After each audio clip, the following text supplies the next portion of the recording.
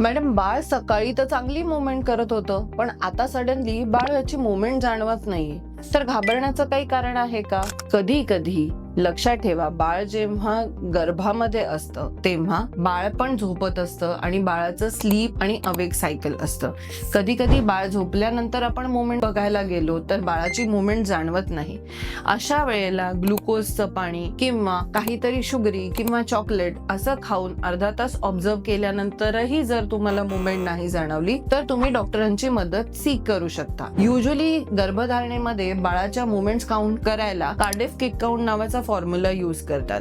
आपल्या जेवल्यानंतर अर्ध्या तासानंतर युजली आपण मुवमेंट्स बघितल्यानंतर आपल्याला ऍटलीस्ट 10 मुवमेंट जाणवतात आणि जर त्या नाही जाणवल्या तर डॉक्टरांची तुम्ही मदत घेऊ शकता. बाळाचं पोझिशन चेंज झाल्यामुळे, प्लासेंटाच्या पोझिशनमुळे कधी कधी बाळाच्या डिफाईन्ड मुवमेंट्स फील होत नाही, तर feel free to consult your gynaecologist. Thank you.